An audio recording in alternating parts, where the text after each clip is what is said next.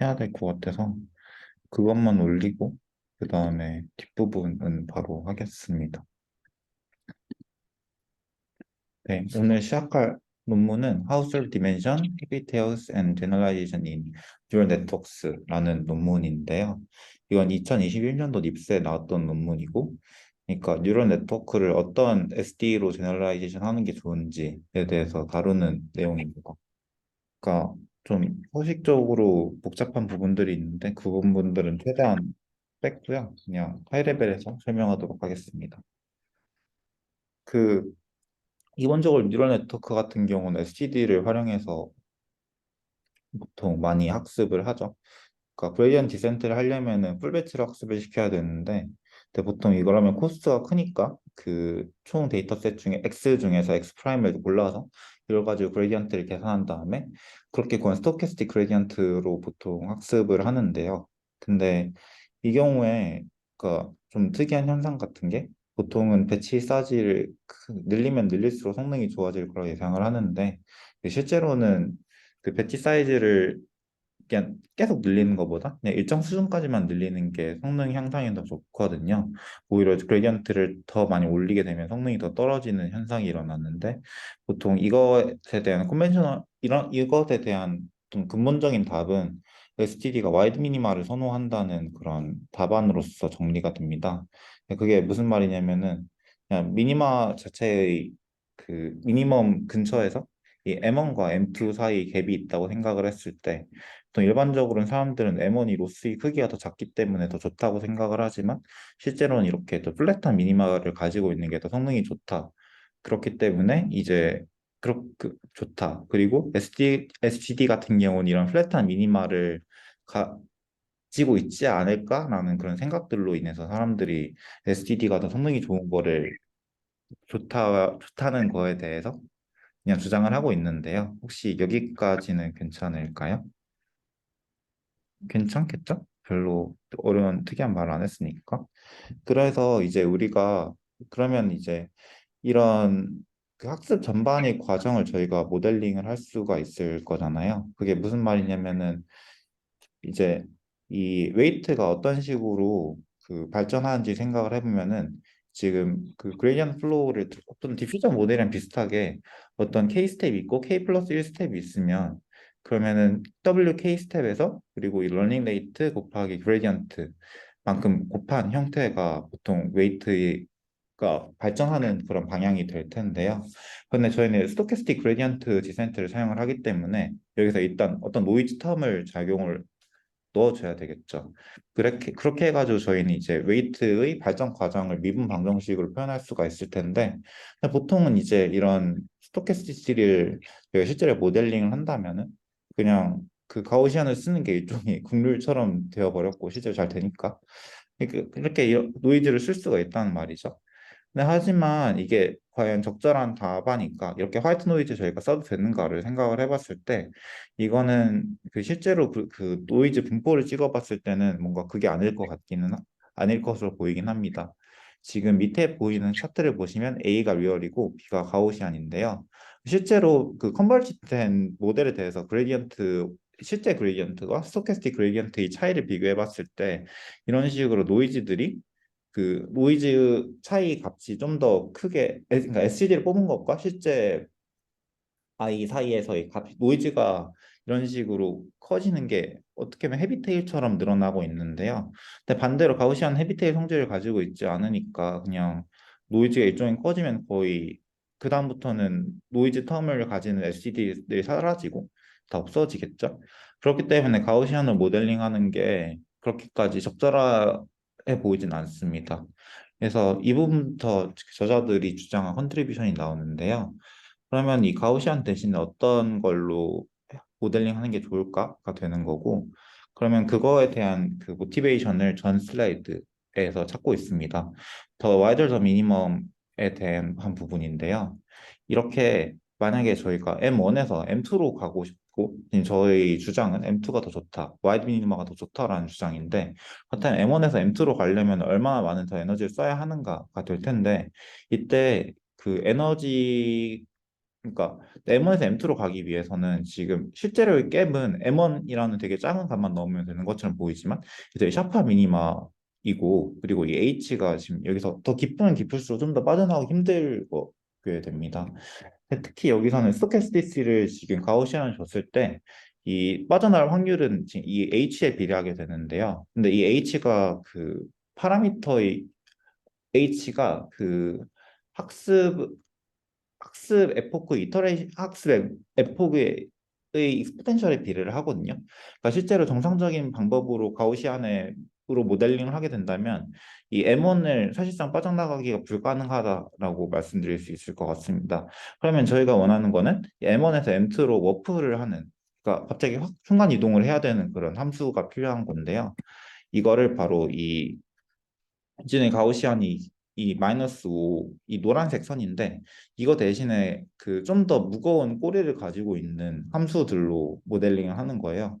그러니까 이게 되게 논문 이름도 그렇고 되게 복잡해 보이는데 이게 사실 뭐냐면은 가우시안에서 마이너스 2파이 x 마이너스 알파 제곱이잖아요. 이 제곱이 알파인데 그 알파의 개수를 만약에 2보다 더 작게 만들게 되면 이 꼬리들이 좀 더 무거워지겠죠. 좀 더 천천히 가라앉게 될 거잖아요. 이 경우에는 그 표준 편차가 무한이 될 거고 자연스럽게.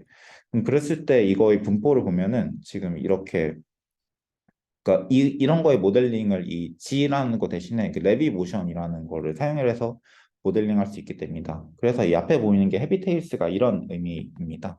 근데 그렇게 되면은 얘는 지금 표준 편차가 무한하니까 막 학습을 하다가 갑자기 확 많이 움직일 수 있게 되겠죠. 그렇기 때문에 얘가 M1에서 M2로 움직이는 과정도 그 학습 에폭의 익스포텐셜에 비례하는 게 아니라 그냥 뭐 아마 코드레스팅인가? 그러니까 되게 크게 많은 에폭을 요구하지 않게 됩니다. 그러니까 이런 성질을 가지게 되면 한 번에 확확확 많이 움직이는 성질이 추가가 되었으니까 그 확확확 움직이는 성질이 많이 추가되었으니까 좀 더 플랫한 미니마를 그 직관적으로 더 잘 추가할 수 있게 되는 거겠죠. 혹시 여기까지는 질문 있으실까요? 없으시면 넘어가겠습니다. 그래서 이것들의 의미를 추가하게 되면은, 그러니까 그레디언트들의 아웃라이어가 있다고 말씀을 드렸잖아요. 여기 있는 부분들처럼 이 2000에 해당하는 노이즈 노물, 2000이 노이즈 노멀을 발생시키는 SGD도 있고, 1000이 노이즈 노멀을 발생시키는 SGD도 존재할 텐데, 이거는 디스트리뷰션의 일종의 아웃라이어라는 말이죠. 근데 이런 아웃라이어들도 되게 중요하고, 근데 이런 것들이 사실 와이드 미니마를 발생시키는 게 아닐까 하는 생각을 자연스럽게 가질 수 있게 되고 이렇게 하면 그 제너레이션 바운드가 좀 더 이쁘게 떨어져요. 그 이유는 그 3번 그 앞에 나왔던 프랙탈 캐릭터리스틱 때문인데요. 일단 프랙탈 디멘션에 대해서 이거에 들어가기 전에 소개를 해야 될 것 같아요. 그러니까 프랙탈 디멘션이 뭐냐면 이것도 뭐 영국의 해안선은 뭐 이론상으로 뭐 지구를 몇 바퀴 감을 수 있다 이런 말들이 있잖아요. 그러니까 그런 것처럼 되게 거칠거칠하고 되게 좀 복잡하게 생긴 도형들이 있을 텐데 그럼 과연 이 도형들은 몇 차원일까를 재는 것도 되게 어떻게 보면 자연스러운 질문이겠죠. 네, 그렇게 그러니까 이런 되게 복잡한 도형들이 차원을 재는 디멘션이 프랙탈 디멘션이라고 합니다. 이 하우스톨 디멘션이 로그 3 나누기 로그 2인데 이게 왜 그러냐면 지금 삼각형에서 다음 단계로 넘어가려면은 지금 삼각형 3개가 필요하죠. 그래서 그냥 그 로그 3 나누기 로그 이거거든요. 그러니까 어떤 얘를 그러니까 특정 그 삼각형을 커버할 수 있는 특정 도형을 커버할 수 있는 최소 단위가 이걸 절반으로 줄였을 때 몇 배나 더 많이 요구하는가가 하우스돌프 디멘션이에요. 그러니까 보통 이게 정사각형으로 표시를 하려면 정사각형이 2배로 늘어나면은 그러니까 크기가 그러니까 그 정사각형이 그러니까 2차원 정사각형이 디멘션 이잖아요. 그럼 왜 그런 거냐면은 이거의 얘를 그 뭐지? 이거의 유닛 단위를 2배로 줄였을 때 그러면은 걔를 만들려면 짝대기가 그 4배 필요하잖아요. 그래서 2 제곱이어서 그냥 2차원인 건데 그걸 일반화시킨 게 하우스홀브 디멘션입니다. 말이 좀 중원부원해졌는데 그래가지고 이 하우스 오브 디멘션 같은 경우는 이미의 트래젝토리의 디멘션도 다 잴 수 있다. 이미 어떻게 생긴 차원도 다 잴 수 있다가 되겠죠. 네, 그렇다면 되게 자연스럽게 매끈매끈한 것들은 더 디멘션이 작을 거고 좀 더 거칠거칠하고 복잡한 것들은 디멘션이 높을 거다라고 예측해 볼 수 있습니다. 이 알파가 2였을 때 이거 타임이 0에 어디지? 그 타임이 0, 이게 색깔이 타임인 것 같은데 이 타임에 비례해서 얘네들이 어떻게 발전을 하는지를 나타낸 건데요. 지금 당연히 SGD 같은 경우에는 얘들이 확확확 움직이는 것들이 없으니까 되게 복잡하게 브라니안 모션처럼 그 파라미터들이 이볼브 하겠죠. 근데 반면에 이렇게 헤비 테일을 가진 것들 같은 경우에는 제 아웃라이어들이 존재하니까 한 번에 확확확 많이 움직이는 그런 워핑 존이 존재할 거란 말이에요. 그리고 마찬가지로 아웃라이어가 커지면 커질수록 지금 이런 아웃라이어가 커지면 커질수록 그 더 확확 움직이는 아웃라이어가 더 강해지니까 그러니까 얘네들일수록 더 단순한 궤적을 가지고 있고 이렇게 알파 값이 클수록 그러니까 아웃라이어가 적을수록 더 복잡한 궤적을 가지고 있다는 걸 알 수 있습니다. 그러면은 당연히 아까 얘기했던 이 하우스홀 디멘션으로 이런 궤적들의 차원을 계산해 볼 수 있는데요. 말씀드렸던 것처럼 이렇게 테일이 더 두꺼우면 두꺼울수록 그 차원이 더 낮아지겠죠. 그래서 이 차원 같은 경우에는 사실 이거 말씀드리려고 이 논문을 소개를 시켰는데 이 차원을 직접적으로 저희가 계산할 필요가 없이 맨 마지막에 그 찍힌 컨버지드 포인트에서 이 리얼한 노이즈 놈을 가지고 그냥 이 노이즈 놈의 분포를 그냥 잘 찍기만 하면은 실제로 하우스톨프 디멘션을 저희가 구할 수 있다고 합니다. 그러니까 레비 모션으로 저희가 모델링을 했을 때 그래서 이거에 맞춰가지고 저희 그 얘들이 논문을 해봤는데요. 그 제너럴라이션 에러가 당연히 작으면 작을수록 좋을 건데 볼 텐데 지금 하우스 오브 디멘션이 낮으면 낮을수록 그 제너럴라이션 에러가 더 좋은 것. 즉, 그러니까 학습이 좀 더 잘된 제너럴라이션 에러가 더 적은 걸 볼 수 있고 마찬가지로 이것들도 그 실제 테스트 어크레시 성능 같은 경우도 그 궤적이 더 단순하면 단순할수록 성능이 더 좋은 걸 보여주고 있습니다. 따라서 이걸 통해서 저희는 이제 레비 모션으로 그냥 모델링하기에 좀 더 맞지 않을까를 알 수 있게 된 거고요. 더 강하게 얘기를 하면은 만약에 레비 모션으로 그 저희가 모델링 한 게 맞다면 이제 그 그러니까 그레디언트 놈에서 그레디언트들이 아웃라이어가 실제로 학습에 더 중요하다는 걸 의미하게 되겠죠. 그러니까 실제로 저희가 학습을 할 때 그러니까 이런 아이들, 0에 근접한 아이들이 더 중요할 거라 생각을 하는데 실제로 와이드 미니마에 영향을 끼치는 좀 크리티컬한 영향을 주는 거는 아웃라이어들이 되게 큰 영향을 끼친다라는 걸 알 수 있겠죠. 그리고 더 크루드하게 쓸 수 있는 사실은 맨 마지막 컨버지드 포인트에서 저희가 성질을 측정을 하기만 하면은 이 전체 경로의 쉐입을 알 수 있다고 말씀드렸잖아요. 그러니까 이런 것들을 저희가 논문에서 주장을 할 수가 있거든요. 그러니까 사실 앞에 얘기했던 내용들은 크게 필요가 없고 맨 마지막 컨버지드 포인트에서 이 다이내믹스를 측정을 하기만 하면은 그 모델 전체의 오버롤한 다이나믹스를 그냥 아는 것과 비슷하다라고 주장을 할 수가 있겠죠. 이 논문을 쓰면은.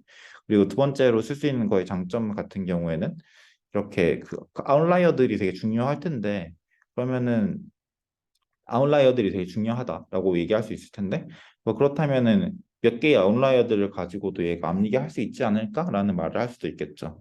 그러니까 뭐 TTA 같은 걸 테스트 타임 어댑테이션이나 컨티뉴얼 러닝 같은 걸 할 때 그 리허설 메모리로 저장을 하잖아요. 그러니까 이런 걸 할 때 왜 이걸 저장해서 이걸 할 수 있는지 이거에 대한 근거를 그냥 그레디언트 놈 찍어가지고 얘기할 수 있겠죠. 이것들만 있어도 학습을 할 수 있다. 왜냐면 아웃라이어가 중요하기 때문에. 이런 식으로 그냥 수식을 몇 개 넣을 때 도움이 될 수 있을 거고 그냥 사실 맨 마지막에 넣었던 거 제가 하고 싶었던 연구긴 한데 그 디퓨전 모델을 만들 때 특히 좀 특수한 디퓨전 모델을 만들 때 그냥 일반적인 가우시안 대신 레비 모션을 써도 좀 괜찮지 않을까? 뭐 그런 것들 그거 같은 경우는 좀 특이한 지오메트리를 가지고 있지 않을까? 라는 생각도 해볼 수 있을 것 같습니다. 그래서 오늘 준비한 논문에 대한 세미나는 여기까지고요.